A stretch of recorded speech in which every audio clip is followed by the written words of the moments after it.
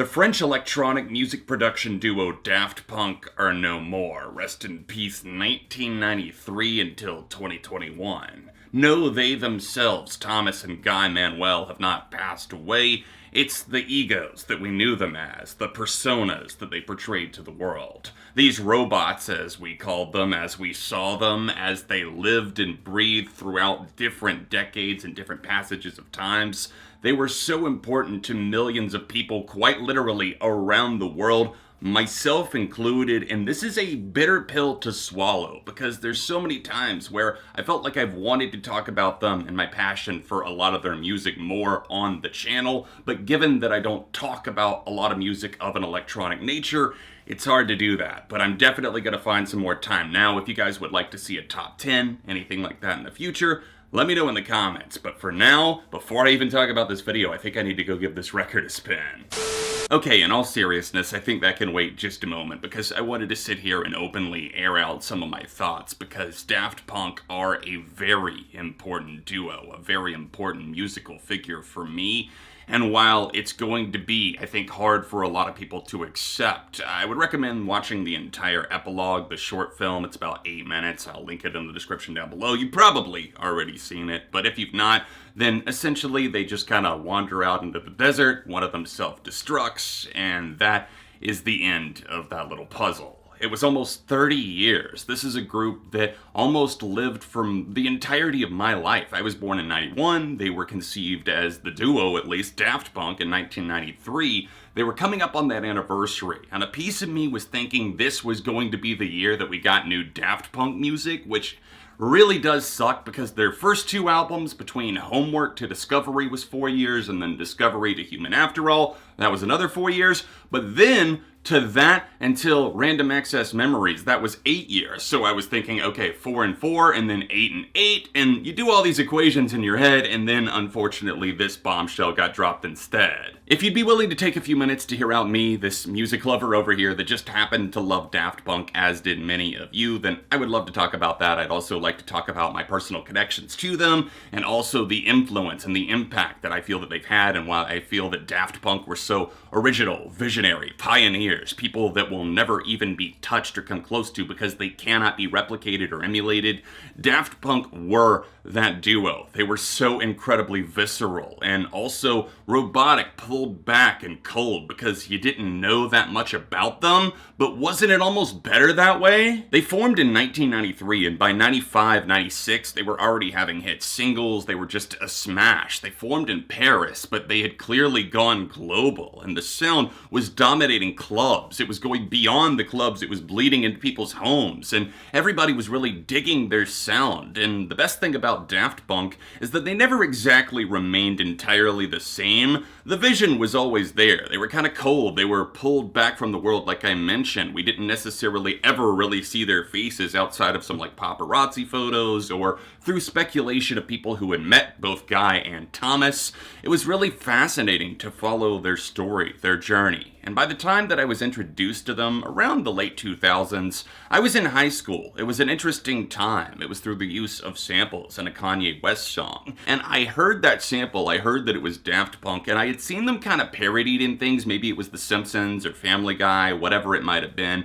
I had seen these robots, and I think they mentioned the name Daft Punk, but I didn't really put the pieces together. It wasn't until, I believe, 2009 and definitely 2010 that I officially started to get into their music. It was through my friend's older brother, who eventually became my friend as well. I think he's been in a couple of my videos in the past. His name was Clint, so shout out to Clint. Wherever life has taken you, thank you for introducing me to Daft Punk. They were so incredible, and I remember just driving around with him, listening to Homework, getting into these sounds for the first time, and just being so fully involved and just eviscerated in these waves of sound.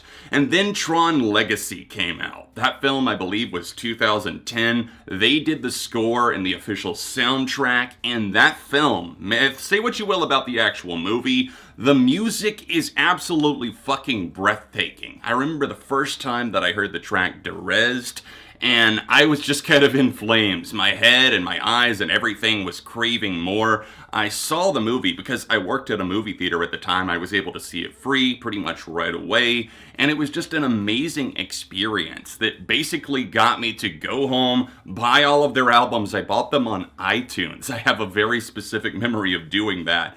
And then for the next couple of years, I kept those albums in somewhat steady rotation, if not just specific songs that I really felt an attachment to. And then with the release of Random Access Memories in 2013, it started all over again. My love, my burning passion for a lot of what they do.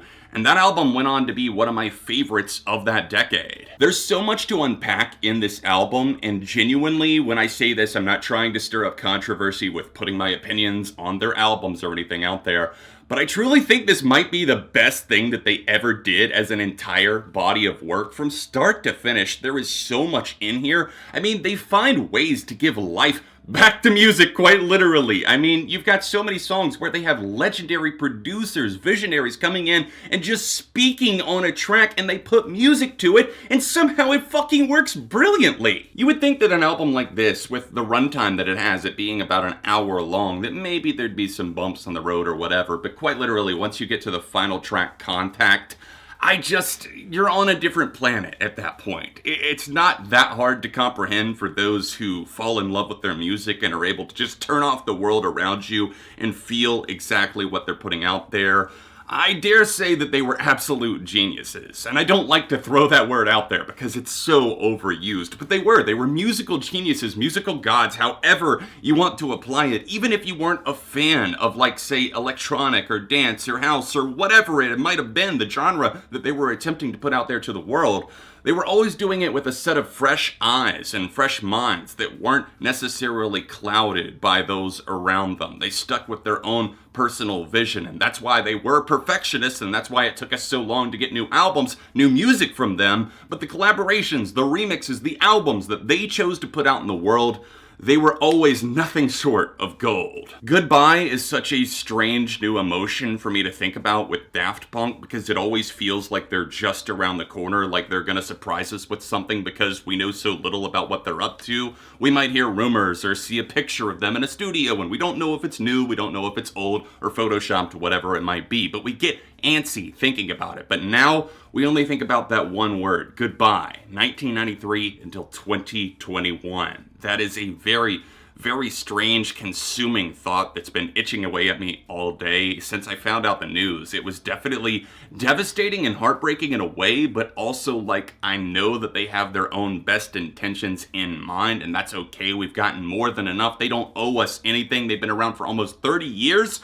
They are legends, and of course, the saying might be generic, but legends never die. Don't cry because it's over, smile because it happened. Let me know your favorite memory with Daft Punk, maybe with their music, how you got into it, how you were introduced, how you introduced a friend or maybe a family member, maybe a concert, whatever the memory might be. Let me know in the comment section down below.